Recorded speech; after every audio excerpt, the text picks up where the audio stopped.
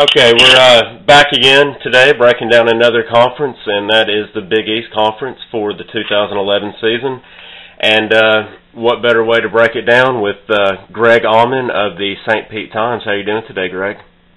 Doing well. How are you? Pretty well. I got a lot of high hopes for the South Florida Bulls. Of course, Skip Holtz will be back. He went 8-5 last season. What's your thoughts and impressions after spring ball this year? Yeah, I think there's definitely, as you said, definitely high hopes in Tampa. I think the Big East is fairly wide open. There's enough back, especially on defense, to where there's some real optimism around USF. Like you said, they went 8-5 last year. They've actually gone 8-5 3 years in a row. But beyond maybe West Virginia, there's not many teams that are really seen as being better or having higher expectations than USF going into the year. So I think anything less than like a top 3 finish in the league would probably be seen as a disappointment here. Well, junior quarterback, I might add, B.J. Daniels is back. He's shown some good times and a few bad times, but I think he can straddle the fence and get it done. But he does have a tough first game at South Bend. I personally think the game against Notre Dame may showcase 2 BCS bowl game teams in Notre Dame and South Florida. What are your thoughts on that first game and the quarterback play? Yeah, I mean, like you said, it's a huge game. It can, if USF can win that game, the 3 games that follow are really, by comparison, like Ball State and Florida A&M and UTEP, to where they'll roll through those pretty easily. So they can win at South Bend. They'll be a team that a lot of people are talking about nationally. They'll probably be a ranked team after that win. Beyond the mystique of going into South Bend and trying to win, there's not much to think as to why they can't be very competitive in that game. They've gone into Tallahassee and into Miami in each of the last 2 years and have won. They pulled off big wins. B.J. Daniels was a quarterback there in Tallahassee. That was his first start.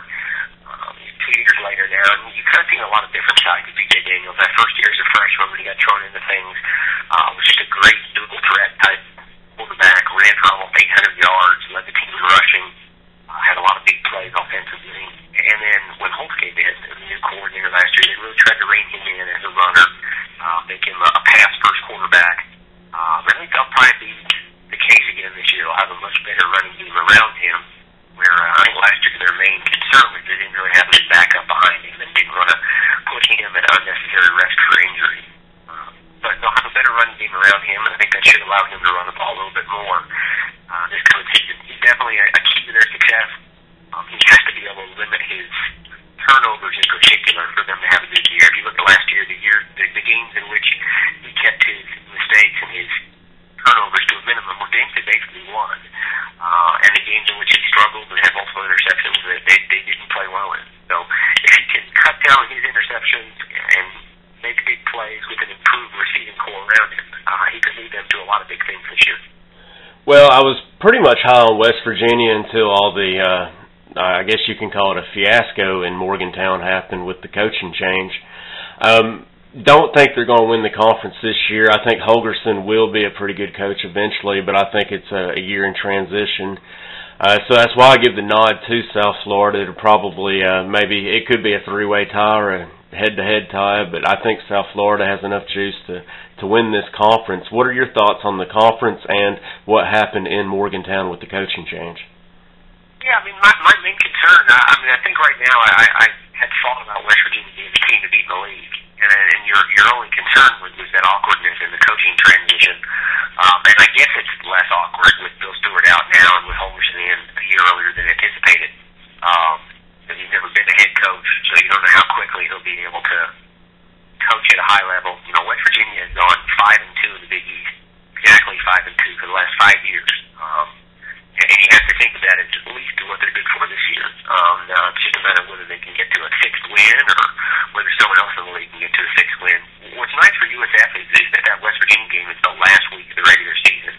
It's a Thursday night, 2 days before the championship games in the ACC and the SEC and the Big 12. There'll be a huge spotlight on that game. It could very well have the Big East title on the line. It's certainly reasonable to think that both teams will have 5 wins, if not more, coming into that game. Where there'll be a lot on the line. But if that's the case, it will have a huge spotlight. I think had the game been on Saturday of that week, it would have gotten lost with the other conference championship games. But on Thursday night, it should be a platform that could have a lot on the line for both teams. Well, who do you think may win in your mind sitting here in June that could win the... It's hard to say right now, but the fact that it's here in Tampa certainly helps USF.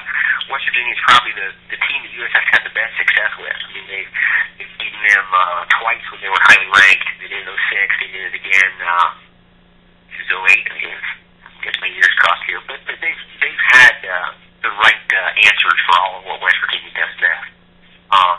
I think USF's defense is going to be really strong. I think if the offensive line comes together, despite some lack of experience, I think they can be a really good team. I don't know if I'm ready to say that they're a Big East champion, but I think they'll be right there and within a game of the championship for the Big East there going into that last week. Well, South Florida does play Miami once again on the schedule November 19th at Raymond James.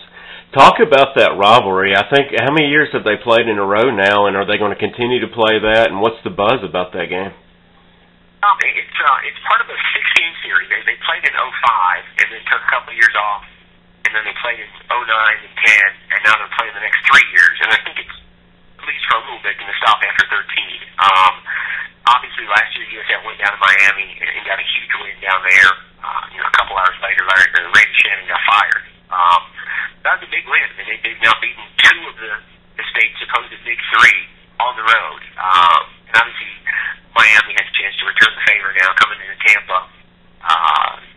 Week before Thanksgiving now, it had been a Thanksgiving week game, but now it's November 19th here in Tampa, and that could be a huge game, too. I mean, you talk about Notre Dame being a Big 10 team. The ACC is fairly wide open. Miami will have a ton of talent. They'll have a quarterback with a lot of experience and a lot of playmakers around him. So, I mean, that should be a ranked opponent coming into Tampa on November 19th. And it's a great rivalry. I mean, I think it probably only has the 3 games remaining. But it's what USF wants. It's a yearly game, a home-and-home game against one of the elite traditional powers in the state. And it's a big opportunity for USF. Well, talk about the South Florida team. You have a great stadium, of course, with Raymond James. The recruiting is excellent with the state of Florida. We all know how that goes. Lou Holtz' son, year number 2. All the pieces are there in, quote-unquote, the easiest BCS conference you're in. So it's a great situation. It's probably one of the better jobs, even though it's basically a new job out there. What's your thoughts and perception, and also the fan base? Are they behind this thing, even though it's an NFL city?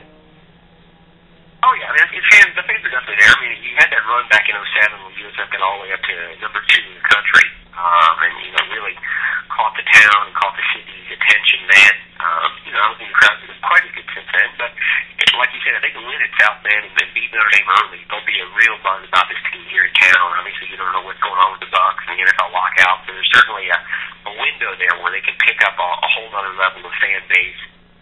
It's a young team, but it's a talented team. They're great at linebacker. They'll have a good defensive line. They probably need one more good quarterback to step up at corner in the defensive secondary, but they'll be a really strong defense. I mean, you think about how they won 8 games last year, and there are a lot of things they really didn't do well as a team. They didn't force turnovers very well. They really couldn't score points in the offense very well, couldn't convert third downs, couldn't convert in the red zone. If they can even make marginal progress, I should say, in those 3 areas, that should be a much improved team. Like you said, the Big East is wide open. They get 4 of the 7 games at home this year. The schedule sets up well, and once you get past South Bend, they've got 3 games where they can kind of work out the kinks against lesser opponents before the Big East Conference games start up.